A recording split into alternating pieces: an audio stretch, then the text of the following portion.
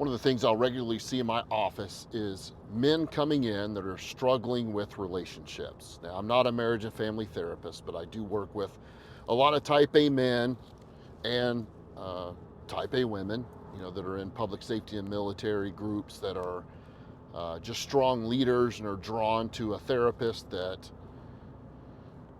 I guess they see as a strong individual instead of somebody that's just going to pat them on the back. And one of the things that we'll say men in this case, it can be the opposite, but the men in this case is that they feel like they're failing at their relationship. They feel like they're failing their family. They get too overexcited. They burst out in anger at their family. Their family is seeing them have depression. Their family is seeing them deal with anxiety or guilt. And they know inherently that they are not leading the way that they should be. That they're not taking charge of the things that will continuously protect their family. We are willing, as public safety and military members, even type A individuals, to get the training and the experience and to do whatever it takes to keep the public safe. We are failing miserably at applying that same mentality to keeping our families safe. And keeping your family safe is about the physical. It is about ensuring that you can physically protect them. It's also about protecting them mentally. This is an area that I failed at miserably in my last few years of law enforcement. Angry all the time, brought my work home, yelled at my family.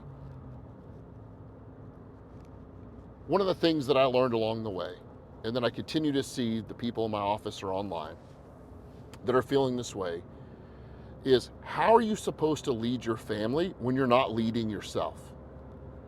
How are you supposed to lead them in safety, lead them in mental health, lead them in spirituality when you're not even leading yourself? What I mean by that is you're not doing the things that you said that you would do for the people you said you would do them for at the time you said you would do it. Those are your character. Character is the rules and things that you said that you would be for the people you'd said for at the time you said you'd do it. Now, for some people, that is taking care of themselves physically. For some of you, maybe that is getting training to protect your family. Maybe that is doing the things that will make them physically feel safe. But you know what also makes them feel safe? When they don't have to walk around on eggshells because of you, because they're afraid of your anger,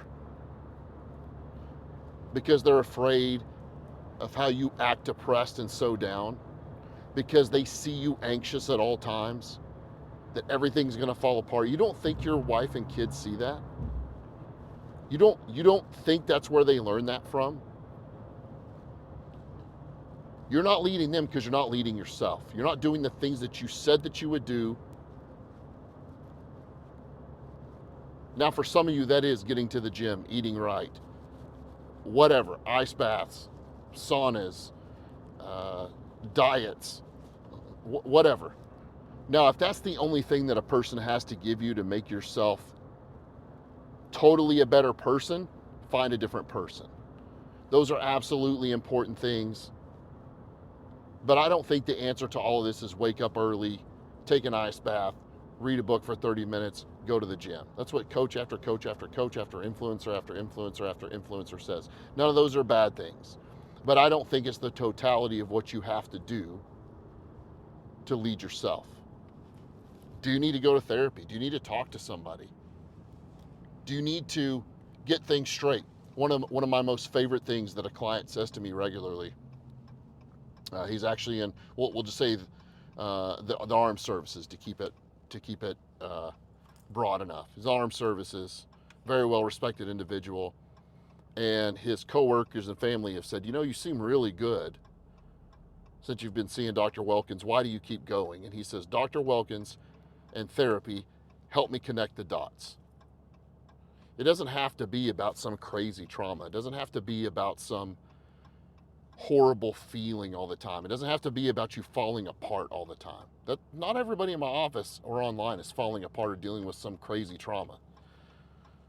Sometimes they're just trying to figure out how to connect the dots in their life. And you have to do that in order to be a leader. You have to do that to get the communication skills to take care of your family. You have to do that in order to be physically ready for your family, to be mentally ready for your family. My wife and kids used to have to walk around on eggshells because of my anger. I'm not proud of that. And when it wasn't anger, it was feeling depressed. It was being down because I knew I wasn't leading. I knew that my anger was hurting my family. It wasn't until years later that I actually heard those words, walking around on eggshells. But until you do the things mentally and physically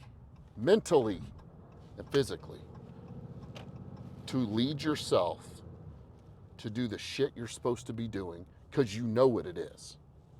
You know you're not leading. Until you do the things that will lead for yourself, you will never lead your family or friends around you. You think that's what she wants? You think that's what she wants? A non-leader? Before you idiots that made it this far start lambasting me in the comments that I think the man has to be the Lord over his family. I said leader, you dumbass. I said leader. You really think she wants somebody that's not a leader? Lead for yourself. Do the things that you said that you would do for the people you said you'd do them for at the time you said you'd do them, and then lead your family.